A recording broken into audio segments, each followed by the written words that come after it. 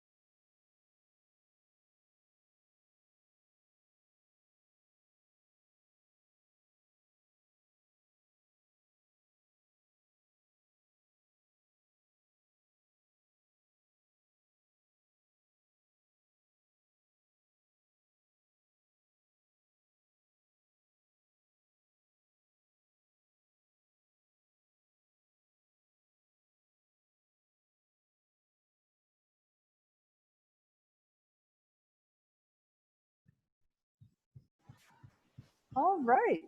Hello, everyone. Can you hear me nicely? I'm Madeline Triffon, Plum Market's sommelier, and I am thrilled to be joining you to all of the food preparations for every plum market, and I have them to my right. Randy Weed, who is our Vice President of Culinary Operations. He is the big man.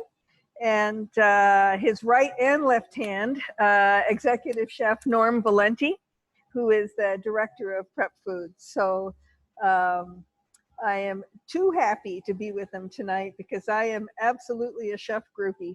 And I have to tell you, we're thrilled that you're joining us because this is our very first virtual dinner. We most of all want to thank you for your continued support of Plum Market, for your fellowship, for your company. And I'm going to raise a glass. And if you have a glass, whatever glass it is, please raise it to our collective good health, to fellowship, to joy, and to a healthy summer and the rest of the year for you, those you love, and your children. And again, we can't tell you how thrilled we are that we see you with regularity at Plum Market. It's a tremendous vote of confidence in our stores, and we appreciate it and thank you from the bottom of our hearts. Right, gentlemen? Absolutely. Can't agree with you more. Wonderful. I'm going to have the gentlemen actually talk about the food, but we wanted to pick a menu for our first virtual dinner that was utterly comfort food and something that represents our philosophy about what that is at Plum.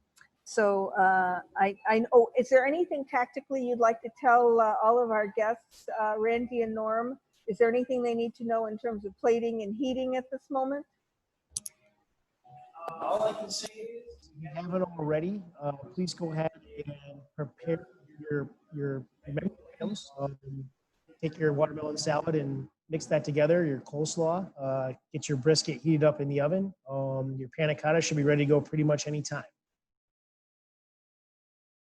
And you are right. We need to stay muted one at a time and speak one at a time. So I'm going to exercise restraint, which is not my normal state of mind. I tend to have too much unbridled enthusiasm.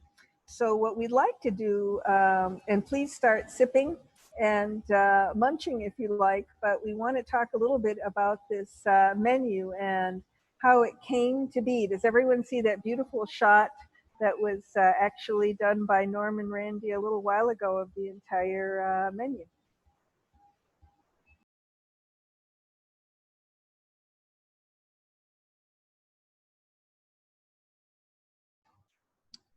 Thanks, Madeline.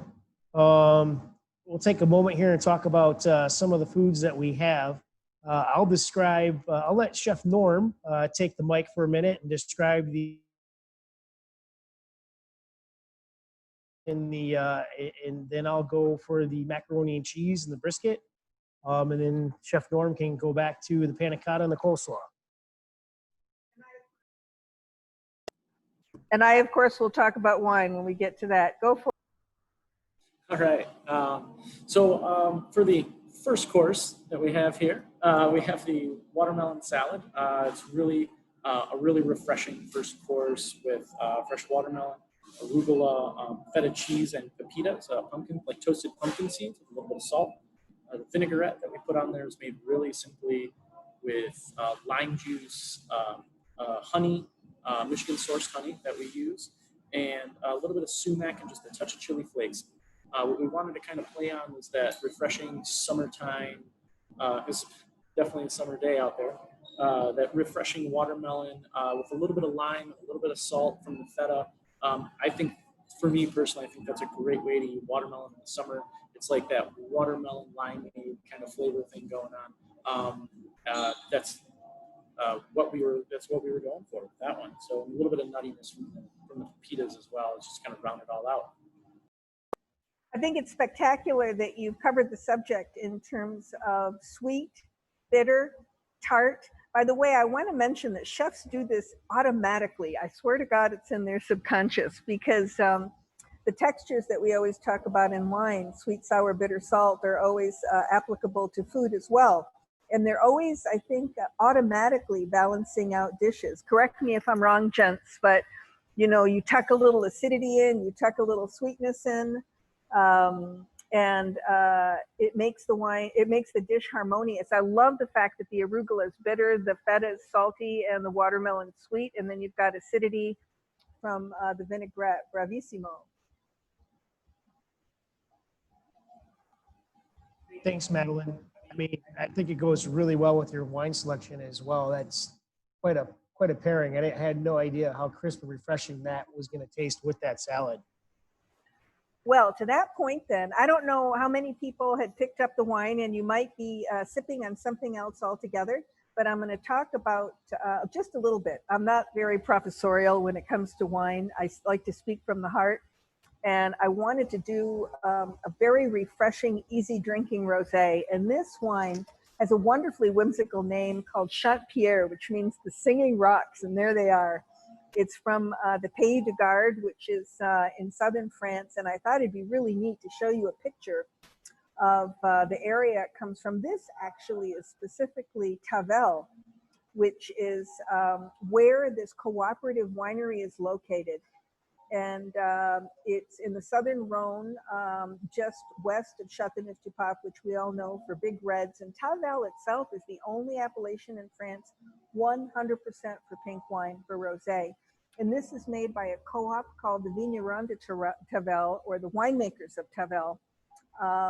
And I think that's a great shot of the winery. And I can't help it, I got to show you a map. So here we are in France, and here we are in southern France, and here we are in the Rhone Valley. So Tavel's like right there. This is actually the Pays de Garde, which is where they're sourcing grapes from, which is a little bit west of Tavel itself. So they are making a wine that's not Tavel, but it's made by a Tavel cooperative. So it keeps the price point down.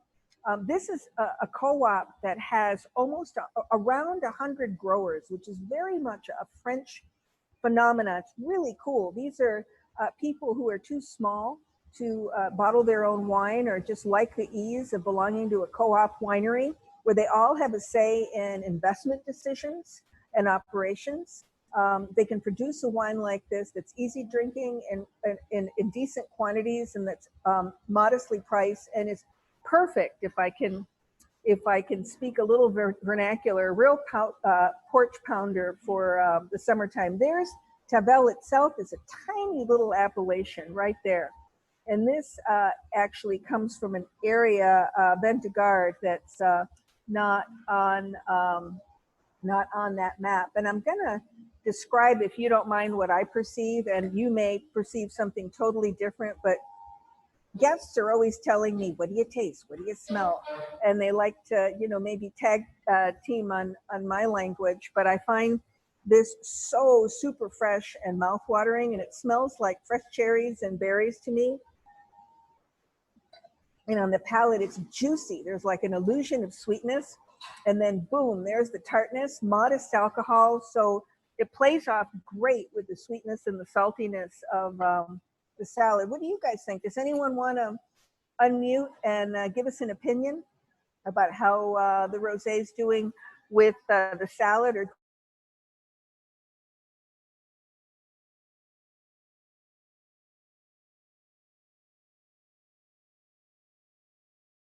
the sound is really low. So gents, I think we need to go into our sound and just raise it a little bit and tell me if that is better.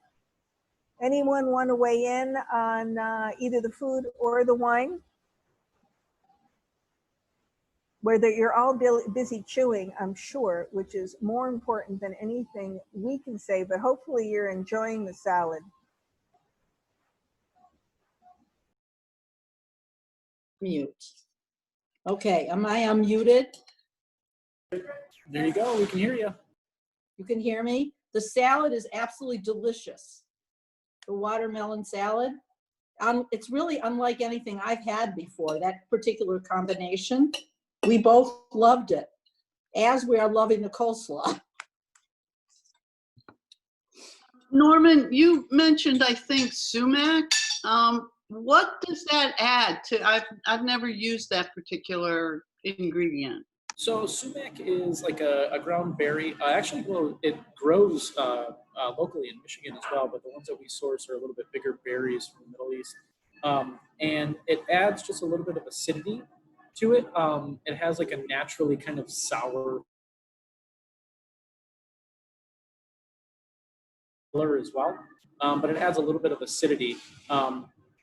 Sumac and citrus is kind of like a quintessential ingredient in a lot of sour, like a sour citrus in a lot of Middle Eastern cooking as well. But it kind of plays well with kind of like that Latin flair of like the lime juice and watermelon, a little bit of chili.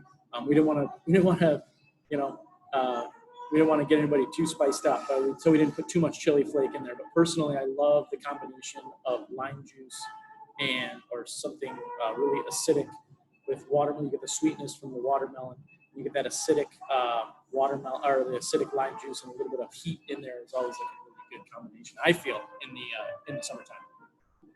I gotta tell you, my compliments, if I can jump in, Norm, that I'm always, I told you I'm a chef groupie, but I'm always following them around with glasses of wine and begging them not to make a sauce or a dish too A, sweet, B, hot, because it just, wreaks havoc with wine. Beer, no prob.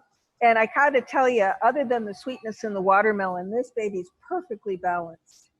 I think it goes really well. I think it goes really well with the wine too. I love rounding it out with, those flavors from like you said, that like juiciness from the wine. I think with the watermelon, it kind of all comes together to create, what you say, a porch pounder. It would be great in the summertime. I've had the watermelon salad before, but done with mint rather than other greens, and still the honey lime. But the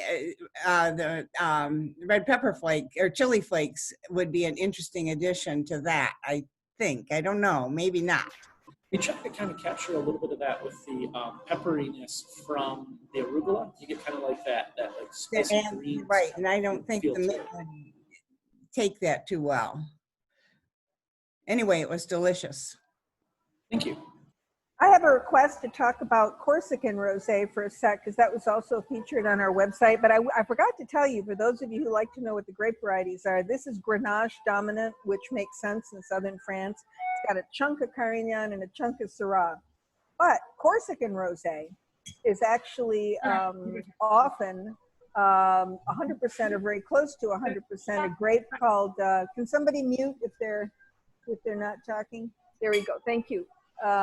Is Nealuccio, which is Sangiovese. And Corsican rosés, I will tell you, tend to be a little bit pricier than something like this that's fluttering around $10, because not much of them's made, and they're sort of sexy and high profile at the moment, but they're wonderful if you've never had one. They're very lifted and pretty and elegant.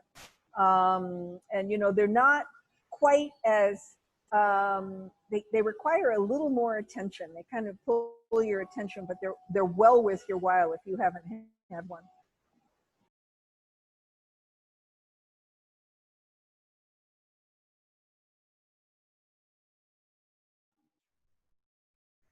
Hi, folks. I hope everybody can hear me all right. My name is Randy. I have the honor, the distinct pleasure to work with Madeline and also work aside Chef Norm, who is by far, in my opinion, one of the most talented chefs I've ever worked with in my entire life. And we all know Madeline is just aces no matter where you go. There's a couple other people that are hidden behind the scene here that you won't see, but there's Noelle out there who's helping us monitor this and making sure we play safe. So thank you for that. And all the marketing team at Plum Market to help us set this up. And not to mention our catering director, Julianne, who's also, you know, given us some feedback and some input on this to help us execute this. On to our main course. I'm going to talk about the brisket. So I'm a big fan of barbecue. I've always been a big fan of barbecue. And I've always been a big fan of Texas style barbecue. I like the dry heat. I like the spices. I like the simplicity of it all.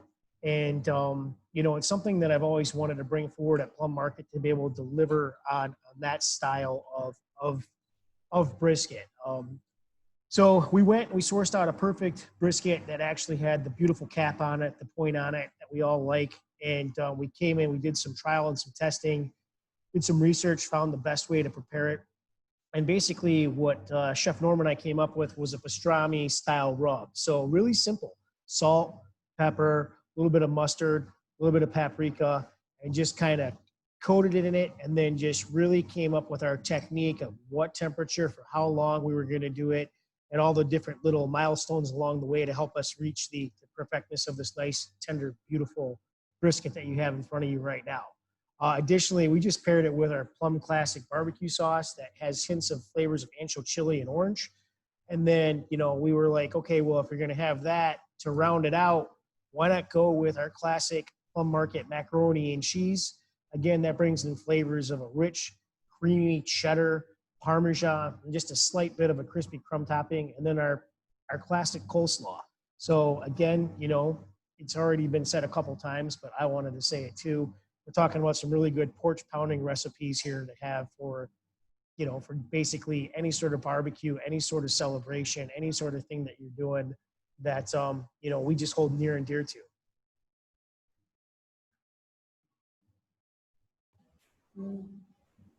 Okay, I think I'm going to segue, if it's okay with all y'all, while you munch on the brisket and the mac and cheese. If you don't mind, I'm going to talk about the red wine we selected, though you might have another one. And I should mention, thank you, Randy, for having the good manners to itemize our whole team. And I want to add to that, Noelle and Lindley specifically are the two people that have made all of our virtual events a possibility. And behind that, our director of marketing, Jocelyn. And I would be utterly remiss if I didn't tell you that Mark and Matt Jonah especially are grateful for your fellowship and your support. And their welcome is the warmest of all of us. So they encouraged us to do this, actually, and to do it quickly and to do it at multiple stores. So, you know, a wide vision is a good thing. It makes us all work harder and more creatively and ultimately more fun. So what you've got, if you have the red wine that was selected for this duo, and it was intentional, by the way, to make this duo utterly accessible, not only in terms of style, but price point, because this is the time of year where we don't want to hesitate. We want to just reach for something and find it fulfilling. You know, mac and cheese, you can have another big spoonful. The Champierre Rosé and now this Petite Pop, you don't have to think twice about opening a second label. Look at this bottle, look at this label, isn't it cool? This is actually on the left, a hound dressed as the Pope, and he's looking at a rooster. And Le Petit Paysan, if I read the back of the label to you, means a country man or a woman, a peasant, a clown, or in country fashion. And this wine is very much made by a California vintner from the Central Coast in the greater Monterey area in the spirit of an easy drinking baby Chateauneuf du Pape. So just to remind everybody, Chateauneuf du Pape is a French wine from the Rhone Valley in the same area where the rosé comes from. So this is a celebration of Grenache night, because this is half Grenache with Syrah, Mourvèdre, Cunoise, and Cinsault. And the Central Coast is a large area that actually hugs the coast from the Santa Cruz Mountains south of San Francisco to the just top of Santa Barbara. This is Ian Brand and his wife. He has an impressive beard, and I've met him in person. He recently did a tasting at Marrow in downtown Detroit, which is reopened. Yep. Oop, does someone want to make a comment? No, good. He did a tasting at Marrow in downtown Detroit, so I was able to meet him, and it was before our shutdown. And this is a cool picture of his wife and his family and his doggie. But he is a producer who doesn't specialize in his own vineyards, but looks to work with farmers in what he calls desolate, hilly farmlands in the greater Monterey area. He was named Winemaker of the Year by the San Francisco Chronicle a couple of years ago in 2018. And he sources his grapes mostly from Monterey Bay, San Benito, and Santa Clara. He is natural in that he's hands off, but his wines never taste off, meaning they're delicious. Here he's harvesting, I think, Grenache stems and all. And this is his whole line. So if you go to his website, all of the grapes, all of the labels are equally whimsical. But what I love about this wine, if you've got it in front of you, it's drinking kind of like an American Côte du Rhône. And the high praise for me, a couple of hours ago, I gave it to Norm and to Randy to taste, and they gave it a thumbs up. Actually, Randy wanted to know if we had some in the store, and I said, you betcha. So it's just, to me, that forward red spice, actually a little warmth on the nose. This is not a cold growing region, but that warmth belongs to the wine. And it's, I actually put our bottle in the fridge for a little while, so it's a little more than cellar temperature, but it's juicy, fruity, spicy, just enough tannin to work with the brisket. I haven't tasted the meat with it. How's it working, gentlemen? Is it good? I really like it. I really like the spice in there. It really brings out, I think, some of those notes from the black pepper in the brisket, and it has just enough there to kind of cut through some of that some of that fat from the brisket as well. It's got enough of that, enough tannin, enough acidity to it to kind of break up some of that fat that's in there as well. I think it's great. Myself, if I do say so myself, we got lucky because I think it's one of those dangerous combinations. And what I mean by that is that you have this great seesaw effect where you forget that the wine has an alcohol content. But hopefully we're all, I think I'm the only one, me and the chefs have to drive home, but you're planted hopefully for the evening, either at home or in somebody's patio. But I love it. Does anyone want to weigh in on the brisket or the wine or the mac and cheese, anything?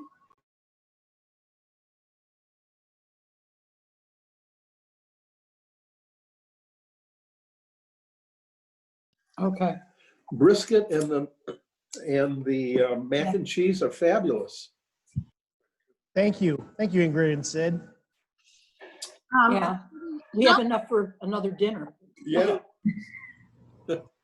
Randy, how did you cook the brisket? It's so tender that it's just falling apart. I mean, it's delicious.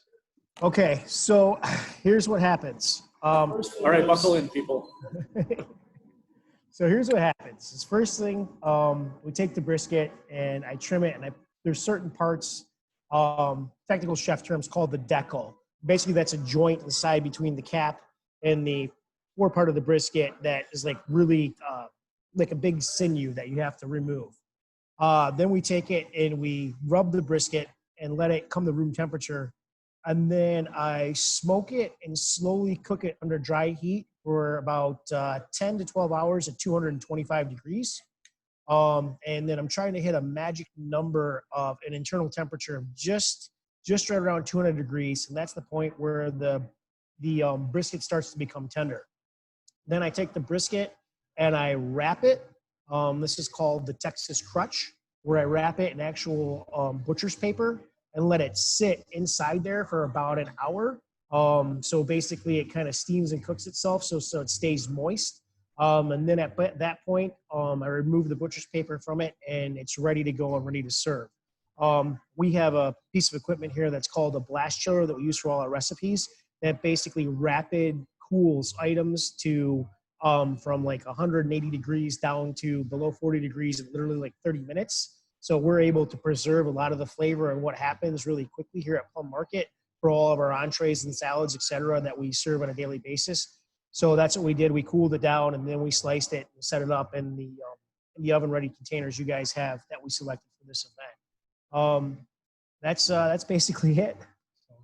It's delicious. Thank you. Thank you. Yeah, thank you. And again, if I can opine as a wine person, thank you so much for not making the rub and the sauce too sweet for the wine. It doesn't flatten it out. I mean, it really, I'm not overstating this. It takes a chef with intention to have it balanced.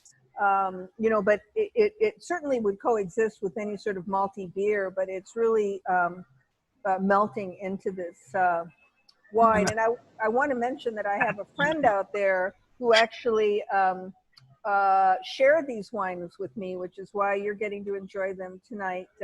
Michelle is a dear friend of mine and works for the distributor importer. And Michelle, I think you did a good job in picking these out this evening. So thank you very much. The brisket are fabulous together, Madeline. The chefs did a great job. It's not too spicy. It's just perfect. And if everyone saw Michelle's comment, that beautiful beard on Ian Brand is gone. He shaved it. He's got a baby face now. Oh no! Younger. We just saw him on Zoom on Friday for a staff training. Oh, excellent. To that point, we've been doing virtual tastings, which are complimentary. You can, we hope that you purchase the wine and taste along, and we'll tell you in a bit how that works. But there's a lot of stuff going on online these days in terms of virtual tastings, virtual dinners. $25. And we encourage you to look around. I mean, each, but who cares? Yeah. I want to say your portions were very generous. And so we'll get a couple of meals out of this.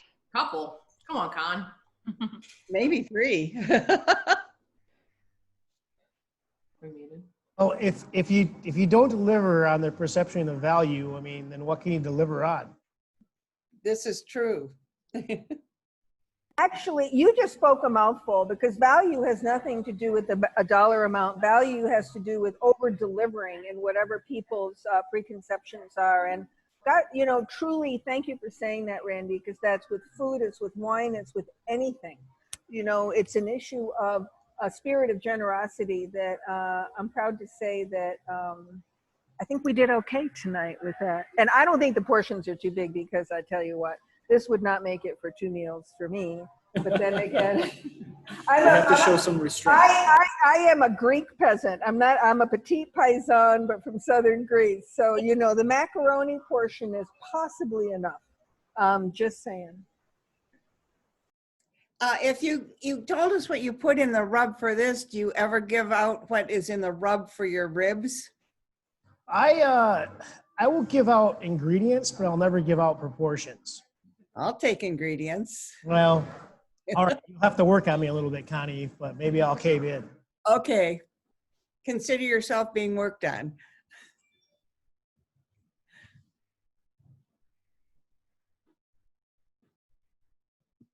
And Norm, you said, or Randy, you said that the barbecue sauce is just the normal Plum Market sauce, I think you said? Yep, that's our signature house barbecue that we do. It's got a laundry list of things that goes into it. It is it's a ketchup-based barbecue sauce. We use no high fructose corn syrup, all sugar barbecue or ketchup, and it has cherry juice, pineapple juice, apple cider vinegar, dried chilies. It's really funny, like knowing what's in it. When I taste this wine and I taste a little bit of the barbecue sauce, I actually get like cherry. I get like a cherry flavor out of it a lot, which is great. But it has dried guajillo and ancho chilies, a little bit of white onion. Look at that. And yeah, and we just let it simmer for hours and then strain it all out. Yeah, serve it. And that's kind of our house barbecue sauce. It's what we dip our ribs in. And we use it quite a bit. Some chefs will take that as like a base and doctor it up. I know that we use like an apple. Some chefs make like an apple bourbon barbecue sauce out of it using Michigan apples, bourbon that's been flamed off, and then a little bit of brown sugar, this apple cider vinegar that we do. But it's a great base for any direction you want to take it. You sell it in jars? In the store? Yeah, you can sell it. You can buy it in our department. Some of the stores sell it in glass jars where we keep our vinaigrettes. Oh, okay, thank you.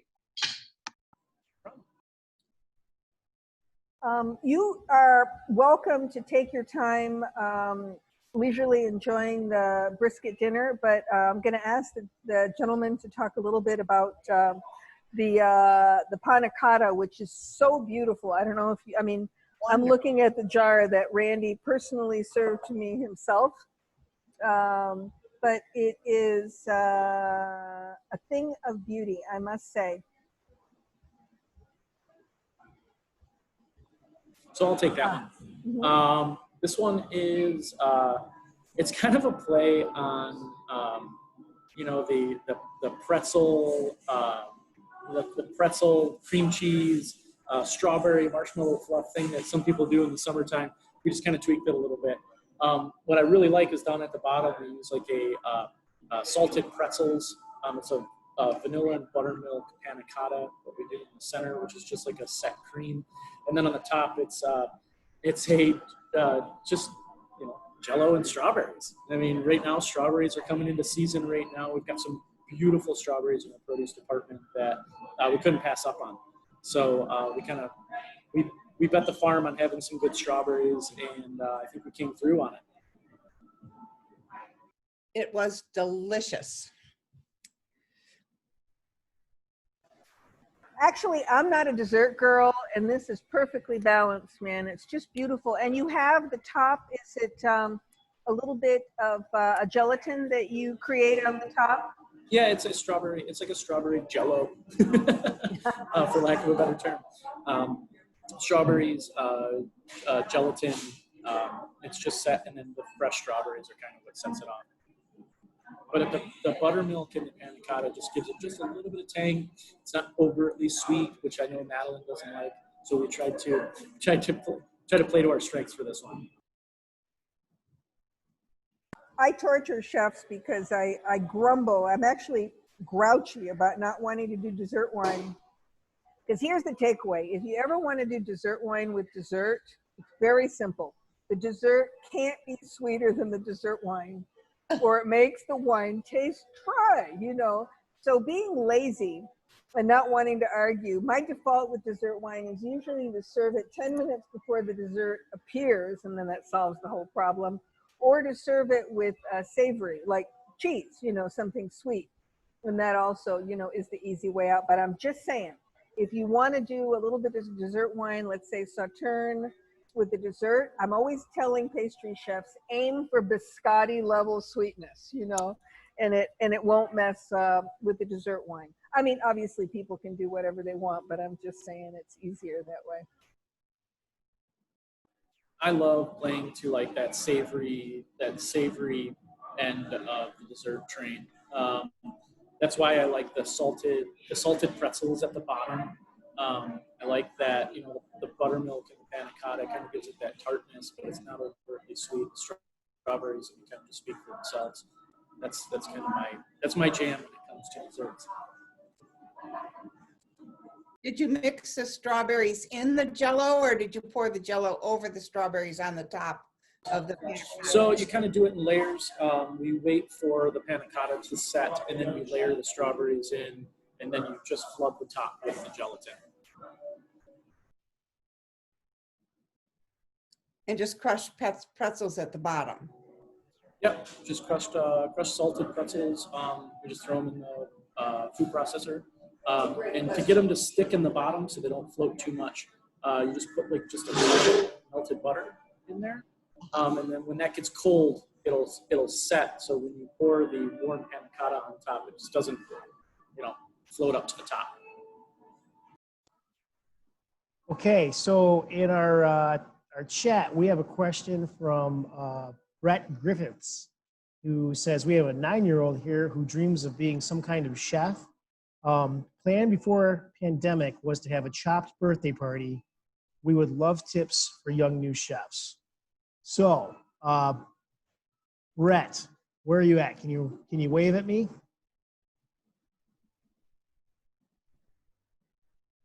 Okay, well. We're over here. Okay, all right. Sorry. That's all right. Here's your chef. There's Brett. How are you? Nice to meet you. Aaron is the chef. My advice to you is never give up on your dreams, number one. If you still dream of being a chef, don't let some silly pandemic slow you down. Just like myself and Chef Norm, we've just found a way to continue to do what we love, just within the restrictions of what we have to do to make everybody safe. We continue on that. And then I would tell you that I think your idea of having a chopped birthday party is a great idea. And until you can have it, just think of all the time you'll have to perfect your recipes. So that's my advice to you. What do you say? Thank And you. hopefully this young person will want to learn about wine too, because I'll tell you what, there's nothing more, not quite yet. If we were in Europe, they could be tasting wine, but down the road, there's nothing more effective than a chef who can speak front of the house restaurant operations and wine too, and wrap their arms around the whole thing. And that's a relatively new modern phenomena. So our money's on them. Yay. Thank you. Can we know what the future chef's favorite dish is to cook? You want to talk about favorite To things cook? to cook? Yeah. Cook, yeah. He's just started cooking for the family. So I enjoy making lasagna. And he makes a killer lasagna. He makes a killer lasagna. this week you're doing a Keurig and goat cheese soup. What is it? I don't remember the name. We're making a goat cheese Keurig and leek soup, I think is what you found. Well, keep in mind that Chef Norm and I don't plan to work forever. So at some point we're going to retire, and Plum's going to need a high quality chef to fill our shoes. So right now you're my first choice. Thanks, you guys. Thank you.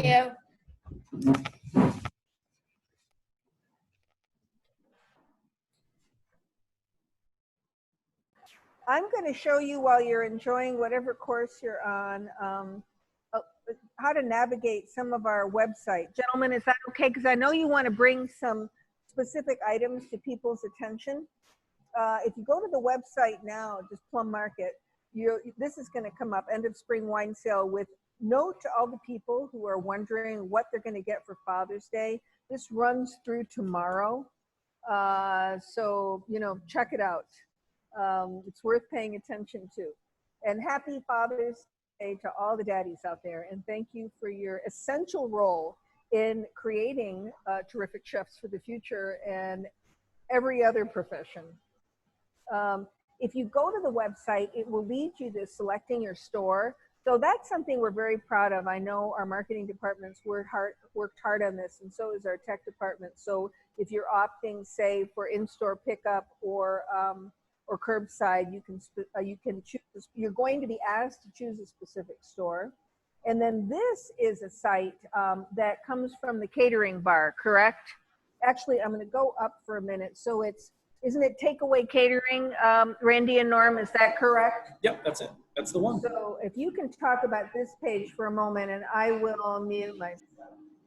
Sure. So on here we have our summer packages, which are items that are great for this time of year, and our barbecue classic items kind of right there at the top and side salads, designed for doing, small get-togethers.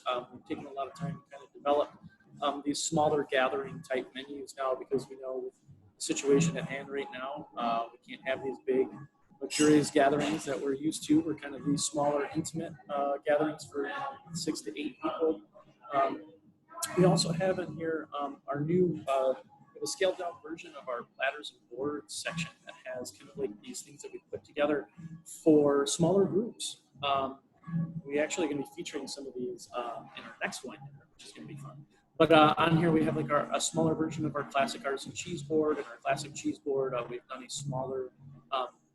smaller version of like our tuna poke platter and everything. It's pretty neat that you can. We've tried to scale some of these to these smaller gatherings, and I think it makes it really accessible for most people. I found the poke. Oh, sorry. Go ahead.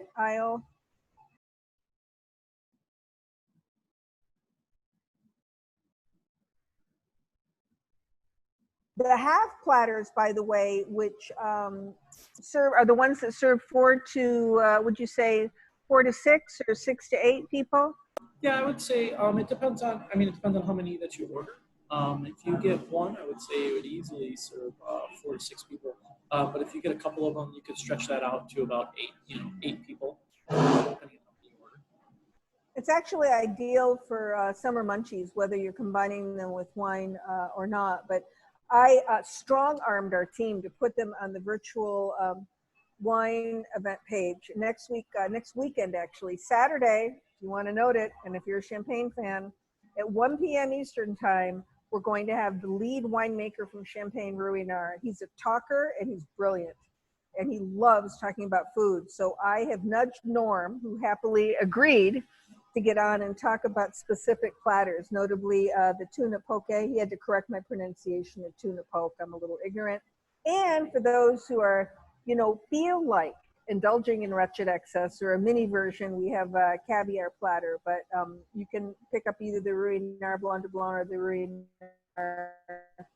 Rosé. And this last panel was just showing you the spring wine sale options for Daddy's Day with a lot of red wines. I don't know what it is, but I just picked up a bottle of Cabernet Sauvignon for my cousin, who's a terrific father. And I think I'm going to generalize horribly right now, but even though it's Pinot Noir weather, I think that the gentlemen out there will never turn their nose up at a fine Cabernet Sauvignon, whether it's from California or Bordeaux based. That's my instinct.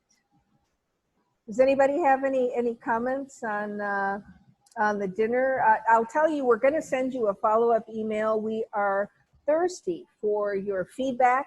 We would very much like to do another one of these, maybe a little more ambitious, maybe adding another course, maybe being, unleashing Norm's creativity, right, Randy? He has to live up to the reputation we gave him, absolutely. And we very much want to do that. Just to speak up for Norm, I think he far surpassed anything either of you said about him.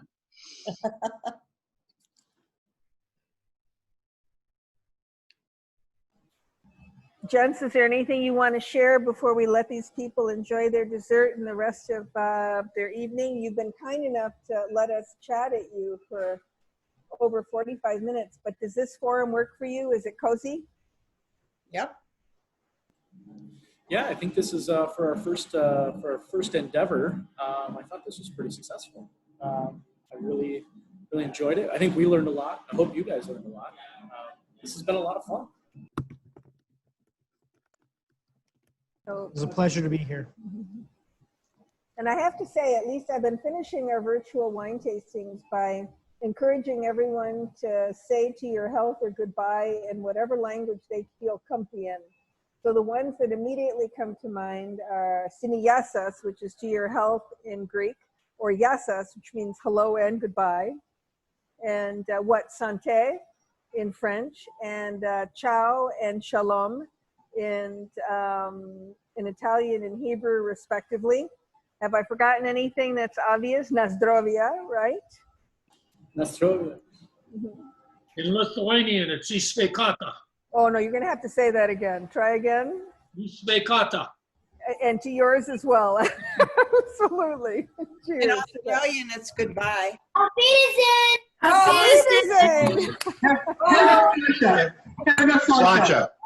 Sancha. Oh, did anyone say? Thank you so much. Oh, you're very welcome. We have lots of questions still coming in, and I've got Randy typing furiously, and I have a question about furiously typing. I have someone asking how to learn this much about wine, and all you do, I'm going to tell you the secret.